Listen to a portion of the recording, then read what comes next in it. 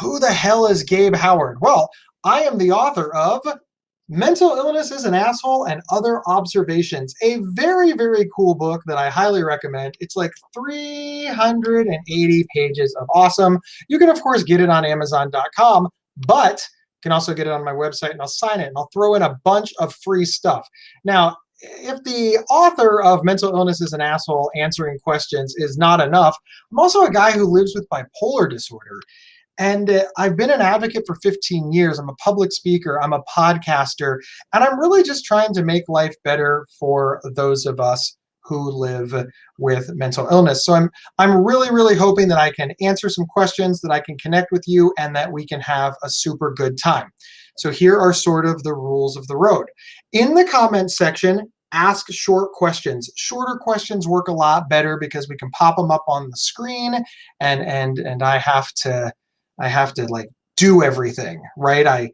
I'm all alone here, except for Camera, who's running the back end. I always wish that she would come on the screen and wave, but she is super there. Thank you, Camera, for running the back end from the mighty. But in the comment section, type in your short questions and I will answer them. It really works like that. So again, Gabe Howard, guy who lives with bipolar disorder, author of Mental Illness is an Asshole and Other Observations, 380 pages of awesome that you can get at gabehoward.com. And you can ask me any question about living with mental illness, bipolar disorder, schizophrenia, anything you want. And again, author of this book will answer. All right, are you ready to go? Let's do it. Camera, I know we have some questions. Let's pop the first one on the screen.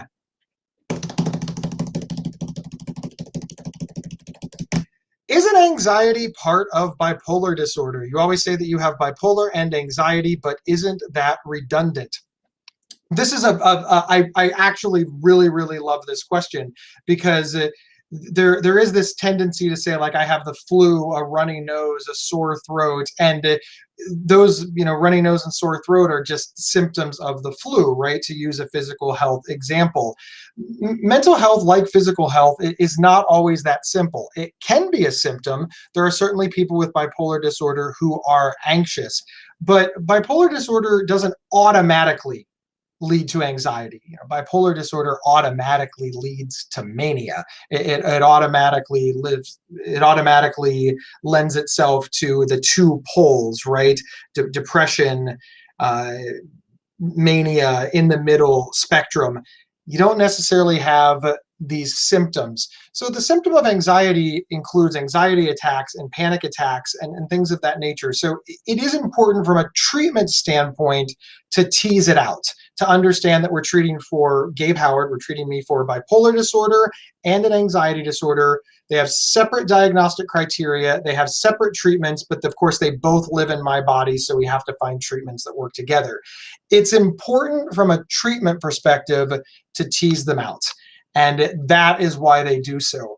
I always list bipolar and anxiety because from a question standpoint, I want people to know that I have lived experience with anxiety attacks, panic attacks, crippling anxiety, and things like that. And perhaps I can lend some of that lived experience to you to help you along the way. So very, very good question. Thank you so much. All right, are we ready for the next question, Camera? Here we go. Can you debunk the misconception that mood swings is bipolar disorder? So first and foremost, mood swings, like anything, mood swings can be bipolar disorder, right? It can be. Just like having a sore throat can be, let's go with, man, my doctor training is failing me. Having a sore throat can be the symptom of many different illnesses, but it can also just be a sore throat. It can also just be an irritated throat. It might not be the symptom of any disease at all. Maybe you were screaming at a concert last night or yelling at your kids. Mood swings by themselves, it doesn't mean bipolar disorder. Everybody, and I do mean everybody, has some level of mood swings. Otherwise, we'd just be robots. We'd just be sitting there talking monotonously. Hi, my name is Jim. I do not have mood swings. Everybody has a sway of emotions. I mean, most everybody, not 100%, but most people have a sway of emotions. Where you get into bipolar disorder is when those mood swings are extreme and they interfere with your ability to manage your life. They interfere with the activities of daily living. When my mood swings were the worst, I couldn't concentrate on anything. I couldn't talk to people. I couldn't finish basic tasks. One minute I'm so depressed, I think I'm garbage and the world would be better off without me. And the next second I think that I am God walking earth and the whole world should worship me. And then I'm fluctuating in between in just this erratic state, and it did not allow me to control my own emotions, have control of my moods. It wasn't a mood swing. It was like a mood beat down. So again, mood swings, those are normal. Everybody has them. Mood swings that interfere with the activities of daily living, that cause you pain, cause the people around you pain, that could be a symptom of bipolar disorder and is certainly worth discussing with your doctor. All right. Are we ready for the next question? I always love when the next question comes up. All right, how long can it take to find the right cocktail for treatment? Is it normal? It's been over 10 years. Amanda, thank you so very much for asking this question. The first thing that I want to say is forget everything that you've seen on TV. I really hate the phrase. There's this phrase that we have that if people with bipolar disorder or people with mental illness are just med compliant, they will do better. Like that's it. We don't need the right meds. We just need any meds, and we need to take them as prescribed, and boom, we'll live well. That's not the reality. We need to find the right medications for not only our illness, but for us, for the person taking the medication. Because if you've met one person with bipolar disorder, well, you've met one person with bipolar disorder, and the treatments are not all sizes fit all. So it's normal for it to take months and years. For example, me personally, it took 4 years from the day I was diagnosed to the day that I reached recovery. And I define recovery as spending more of my time living my life than I do managing bipolar disorder. It took 4 years. And I had really good access to care. I was able to see a doctor very often. I had a lot of services available, both because I was privileged enough to have resources like health insurance and money for co-pays and be able to take time off work, and because I was in a big city where there was a lot of resources available. And even then, 4 years. So is it normal for it to take 10 years? Absolutely. Throw the word normal out the window. It takes as long as it takes. You just have to keep moving forward. You have to keep reporting symptoms to your provider. You have to keep making the best decisions to get you to the next level. There's no set amount of time that it takes, except that it is not unreasonable for it to take a long time. So please keep moving forward and don't give up. I promise it'll be worth it. All right, the next question I'm sure is a coming. Do you think it's wise for bipolar people to smoke marijuana or take mushrooms? This is such a difficult question for me to answer. And let me change the word smoke marijuana and take mushrooms and replace it with, do I think it's wise for people with bipolar disorder to drink alcohol? The reality is no, I don't. I don't think it's wise to do any of those things. Bipolar disorder is hard enough to manage without chemical influence. And by chemical influence, I want to be very, very clear. I'm including things like caffeine, like alcohol. Even nicotine can impact the treatment of bipolar disorder. Now, full disclosure, I drink more caffeine in a day than the average person drinks in a week.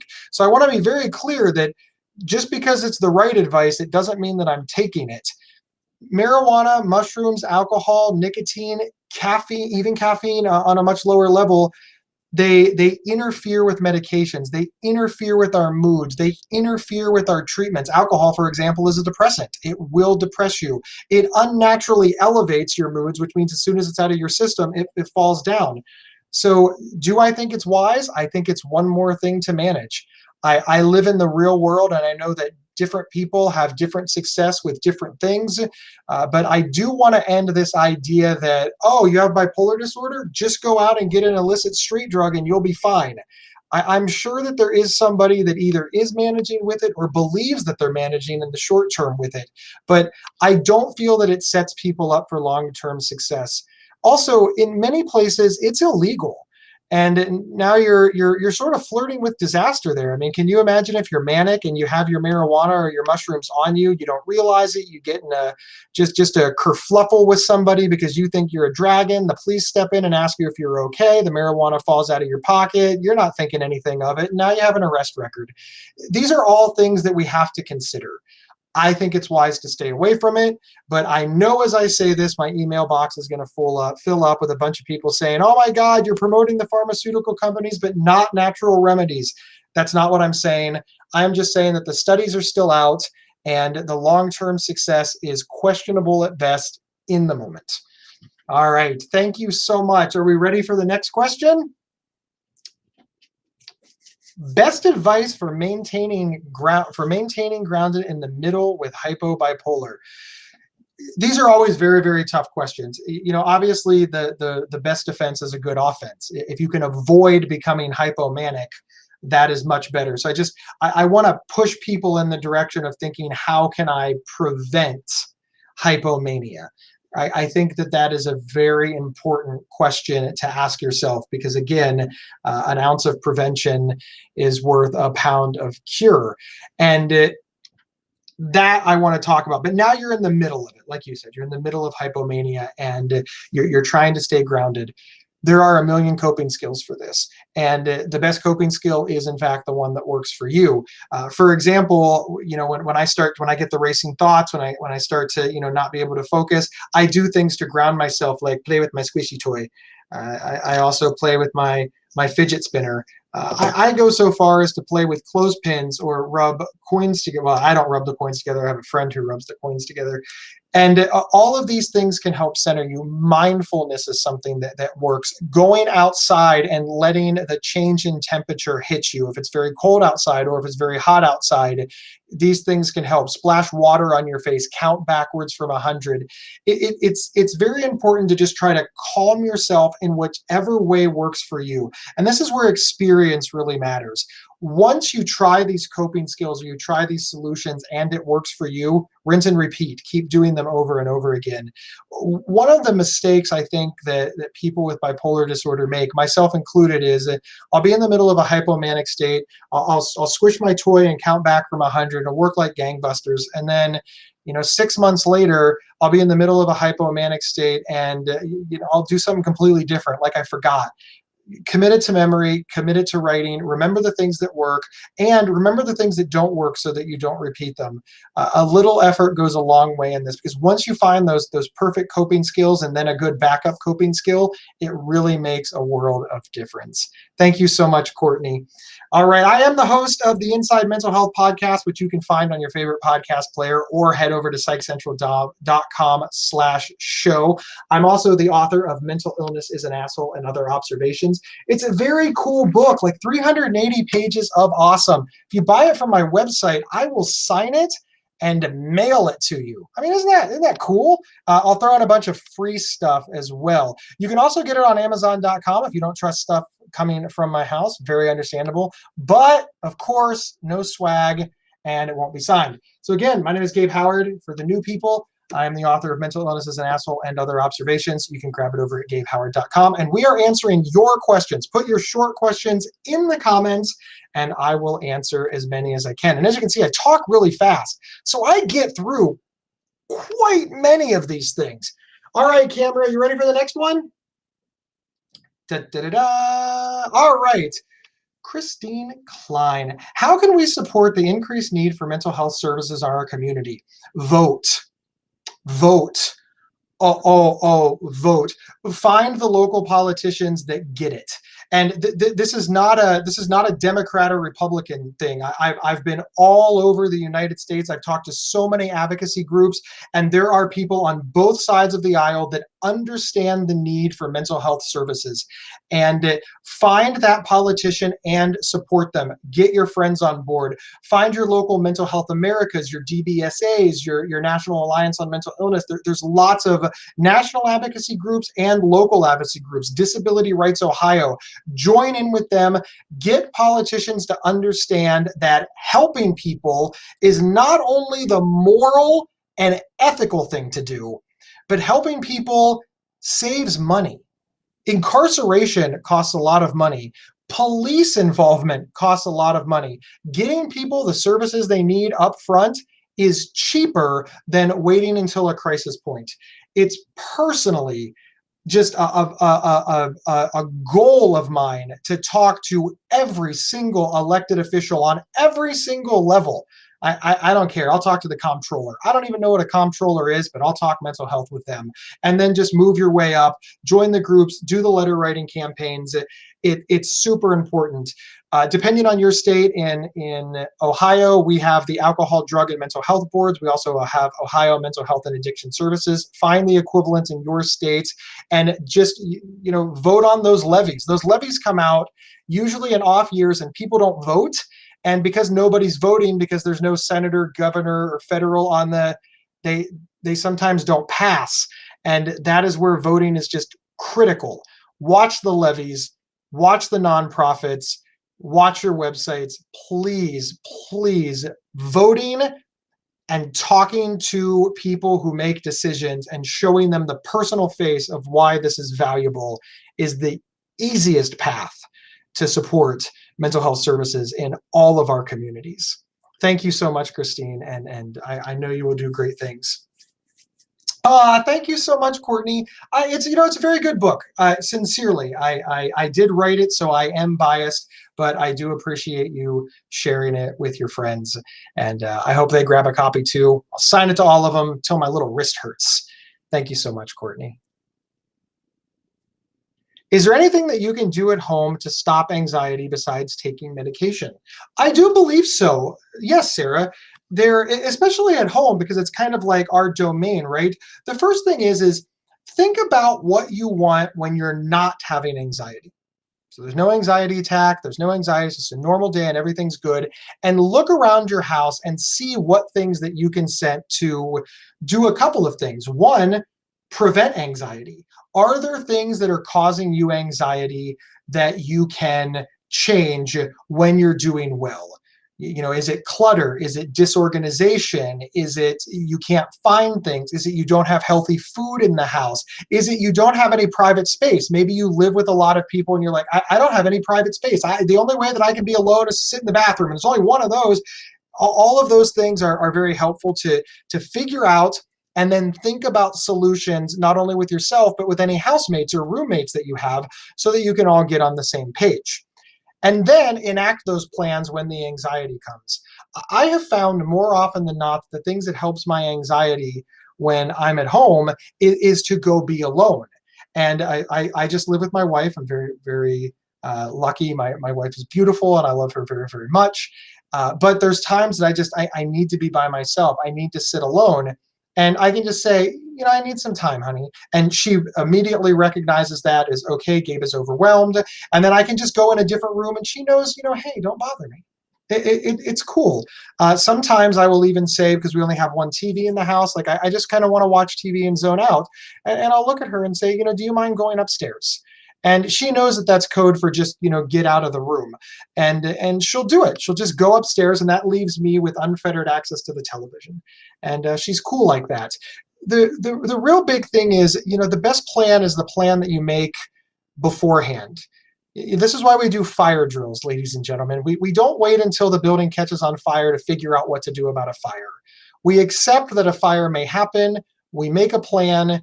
We do preventative measures, but if the fire happens, we know what to do. The fire alarms go off, the sprinklers kick on, we know how to get outside the building, we know who our fire zone captains are, we know to move 30 feet away, we know to stop, drop, and roll, we know all of these things, and I gotta tell you, I've never been involved in a fire. So an ounce of prevention is absolutely worth a pound of cure. So thank you so very, very much. All right, the next question should be popping up. Da, da, da, da. Now, can you describe rapid cycling as mine is over a 6-week period? So rapid cycling is all the emotions quickly. There's no set amount of time. It doesn't mean that you have a new emotion or a new mood every 5 minutes. It can be every hour. It can be every 12 hours. It's just, it's sort of a, impacting to you. Your mood swings are going so quickly that you end up being described as Dr. Jekyll and Mr. Hyde by your friends. They're walking on eggshells. These are some common tips that you might be rapid cycling. You snap in a minute. So it might look something like this, Stacy. Hey, Stacy, I am so excited to see you. How are you? Oh, I didn't know you were going to complain. I don't even understand what you're doing here. All right, let's go. Let's have fun. Now, that's, dramatic effect that all happened in a matter of, 10 seconds. That can certainly and often stretches itself out over an afternoon or even a day. But that's what it looks like. It's this lack of control over your emotions where you're having a lot of strong emotions, strong moods in a very short period of time. And it's like a whiplash effect. 6 weeks is a long time to have this. I would advise checking in with a provider. It's generally not something that a coping skill can control. I strongly advise to work with a therapist, a doctor, a provider, and figure out what you can do, because they're just miserable to live with. And I certainly understand, Stacy. Thank you so much. All right. What is our next question? Tips or suggestions for helping significant other spouse when they are having anxiety attacks and depression. I'm going to go back to sort of what I've been saying this whole time, that the number one thing that we try to do is figure out how to help people in the moment. What we really need to be doing is figuring out how to help people before the anxiety attacks and the depression hit. So when they're doing well, have the uncomfortable conversation. We're always heavily focused on mental illness when the person is in crisis, when the person is trending down, when we fear for our loved ones. We're ultra focused then, and we want to be involved. But when everything is going well, we want to pretend that it's never coming back. We're like, oh, we got through the rough patch. It's over. Sunny days. The reality is the best predictor of future behavior is past behavior. If you have depression and anxiety today, chances are you're going to have it again, even when that passes. And if you never have it again, so what? You were prepared for something that you didn't need to be prepared for. Since when is that a bad thing? When your loved one is doing well, when your significant other, your spouse is doing well, sit down and say, honey, we need to talk. When you're depressed, what can I do? When you have an anxiety attack, what do you want? Talk through it. Agree that you will not judge each other, that you will not get angry, that you will not get defensive, and talk it all out. And if the person says, well, I want you to rub my back. Well, I remember I tried to rub your back and it didn't work. Now say it, just remember that maybe is there something else that I can try? Remember, I am your ally in this. When depression happens to you, it impacts me. So let's get through this together. And then just keep talking it out, and then try it. Try it when the depression or anxiety hits. If it works, if it doesn't work, try again. Don't be afraid to work with a therapist, or go to a support group, or read on psychcentral.com or the Mighty for hints and tips. The tips or suggestions that work best for your loved one are literally infinite, and you're never going to figure them out if you don't talk to your loved one. I can tell you, though, unequivocally, saying just calm down or stop it or you're not in danger or criticizing their experience is absolutely bad and will never, ever, ever, ever, ever, ever, ever work. So I've got like a don't do that for you. Thank you so much. All right, are we ready for the next question? All right, should I disclose that I have meds I need to take while in public, and do I need to disclose to those around me? The answer is it's very personal. You are not required to disclose it. You don't have to disclose it. There's no reason to disclose it. The only factual reason that you should ever disclose, the only factual reason that you should ever disclose medication, even if you don't want to, is if you're having a medical procedure or talking to a doctor that's trying to prescribe something else. Obviously, if you are on mental health medication and a doctor is trying to prescribe you a physical health medication and you don't communicate between those two doctors, that can be very, very dangerous. In that case, you should absolutely disclose. In all other ones, it's personal preference. You can do whatever you want. If you want to disclose to the people around you, then absolutely you should. If you don't want to disclose, you are not required to do so morally, ethically, or there's just not a reason to. It's up to you. I can tell you that I did disclose slowly to friends and family because I wanted the people around me to understand what I was going through and offer me support. But if you're not ready, you're not ready. And there's nothing wrong with that. All right, let us go to the next question. We're getting low on time. It's like a speed round here. How do we educate others about mental health when they're reluctant to understand it? You have to be patient. As much as I hate to say it, not only do I have to live with mental illness, I also have to be like the ambassador to my friends and family as the gateway to mental health issues. It's crummy. And it took a while to get everybody on board, but I finally did. I can tell you that there's a fine line between educating and just attacking. And we have to be careful about that. So often we attack our friends and family for saying things that hurt our feelings. They legitimately hurt our feelings, and I'm not saying that we shouldn't address that with our friends and family. We just have to do it in a patient way.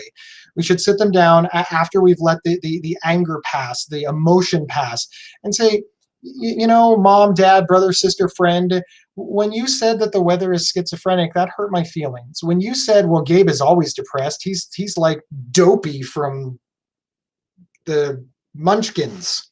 I don't know why I forgot the Seven Dwarfs all of a sudden. These things are reasonable to hurt your feelings, but talk to them. Ask them why they're saying it. What are they trying to avoid? What are they trying to hide? What are they pushing back on? What are they ignorant of? And be that resource for them. Find articles on websites like The Mighty or PsychCentral.com and ask them, forward them in the email and say, please read it. They explain it really well. Sometimes people take advice from other people faster than the identical advice from you. So it's a really good idea to find somebody who wrote about something that put it in words that are different from yours, but that you agree with, and forward it over. They're going to be reluctant because, let's be honest, when I was diagnosed, I was reluctant, and it was happening to me. If I was reluctant to accept the diagnosis, understand the diagnosis, and I had so much to learn, and it was just such a confusing time for me, and I was going through it and living it 24/7, I can only imagine how confusing and scary it is for the people around me. And I think it's very, very important to understand that we have an opportunity to get people on our side, but not by arguing, not by attacking, not by yelling, not by making them defensive. Just answer their questions, be patient, and let the emotion pass, and tell them that you want to be a resource for them so that they can understand. And before you know it, I don't have a percentage, but more often than not, people slowly come around and they understand. They have a misconception that just hasn't been addressed yet. Thank you so much. Is it Natasha? Thank you so much, Natasha. All right, a couple more. How do you communicate with an elder parent with bipolar disorder when you're also bipolar? On one hand, you have something in common, right? You say elder parent, so I'm not sure if there's a disconnect because the older parent has maybe memory issues or things like that. I guess I'm not 100% understanding. Like, is it a generational thing? Do they not want to listen? Are you both in a depressed state or a manic state or having a mood swing at the time? I firmly believe in picking our moments. And when one person is in crisis, that's not the time to have these deep conversations, right? It's when both people are generally stable.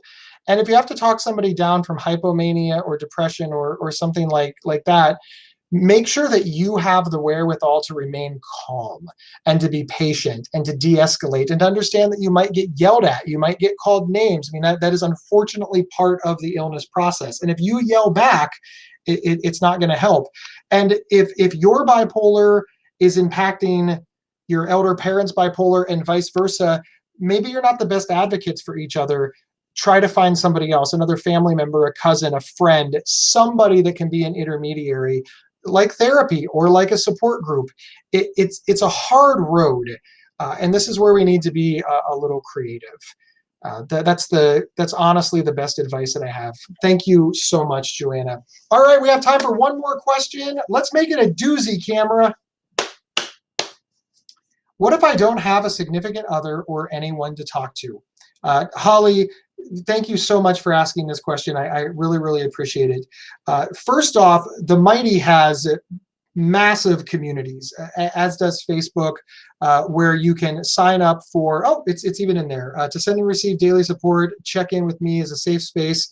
I highly recommend hopping over there. Also, Google support groups online. Because with the pandemic, the one good thing that sort of happened is that a lot of support groups moved online. So it's easier for people who are needing somebody to talk to find people to talk to in Zoom meetings and things like that. And there's from NAMI to Mental Health America to Depression Bipolar Support Alliance, there's lots of groups who are currently meeting online, and those support groups provide you a place with people to talk to. Volunteer for mental health charities. It gives you an opportunity to not only help the cause of mental health advocacy, but to meet like-minded people and talk to them, to commiserate with them, to build your tribe. Look online, look in the real world, look for volunteer opportunities. Read websites. So even if you're not connecting with people one-on-one, at least you're hearing what they have to say. Find podcasts or even videos like this so that you can at least hear from other people and start building that up and find the folks that you can. It is very, very difficult. Sometimes therapy is the first person that you're able to talk to about it, or a counselor or a spiritual advisor, or just some member of your community that you can find, that you can start building those connections. It is difficult, but it is certainly possible. My puppy decided that he wanted to stop in and say hi. So as we're on our way out, Peppy wants everybody to know that you should buy his daddy's book, Mental Illness is an Asshole, over on Gabe Howard. Peppy says that he'll sign it. I don't know if Peppy will sign it, but I will absolutely do it. Please, please connect with others during our virtual events. They're awesome, awesome, awesome. And, Peppy is awesome as well. Check out my podcast over on Inside Schizophrenia. And, thank you, Natasha. That's really awesome. Please, please, please head over to GabeHoward.com. Check it out there. Also, check out the Inside Mental Health podcast at psychcentral.com/show or your favorite podcast player. And my beautiful puppy, Peppy, wants me to take him for a walk. So I'm out of here. Wave bye, Peppy.